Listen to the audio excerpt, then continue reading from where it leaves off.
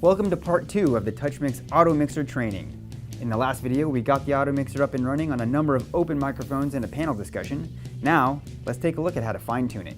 Here we have the maximum attenuation knob. This control is unique to TouchMix. The maximum attenuation is essentially a threshold of how much total attenuation is applied to any channel. This can be adjusted to fine-tune for the particular room you're in.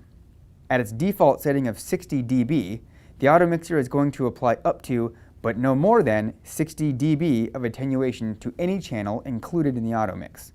The higher the attenuation, the less noise is going to be heard in the system. The TouchMix also has the ability to adjust microphone sensitivity so that it can compensate for particularly loud or particularly soft-spoken talkers in the discussion. With multiple talkers, it is also very likely that the distance from each talker to the microphone will be inconsistent. Some talkers might not get close enough to their microphones, while others will inevitably eat the microphone by being way too close.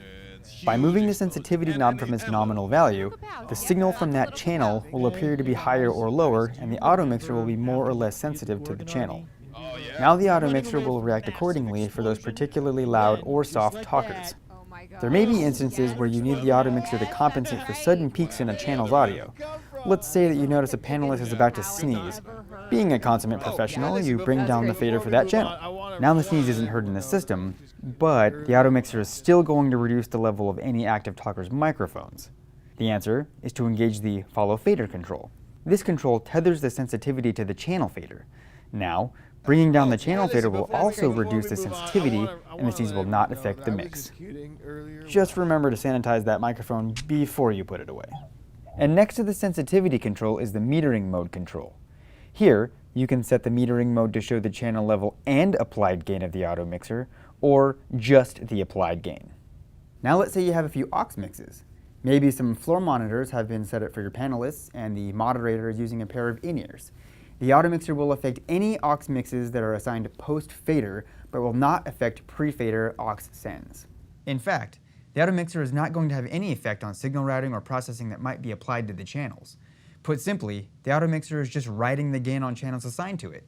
So feel free to use the Auto Mixer with presets and any other processing or routing needed.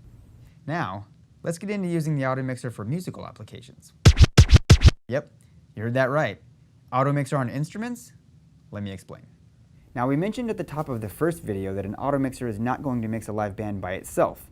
But because TouchMix has the ability to control the maximum attenuation, this Auto Mixer can be used for specific musical applications, such as smaller sections of like instruments. For instance, a horn section or backing vocal ensemble.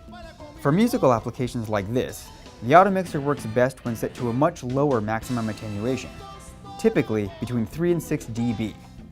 Let's say you have a horn section that you want to apply the Auto Mixer to help maintain a certain level within that group of instruments.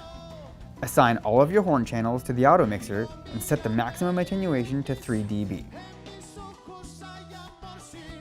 When all musicians are playing, each of their channels will be attenuated by 3 dB. Then, when a particular player takes a solo, the Auto Mixer will allow more gain to that particular channel, giving the same effect as the mix engineer pushing the fader for that soloist. And that's it! With the power of auto mixing, your panel discussions will sound better than ever. Thanks for watching, and we'll see you next time.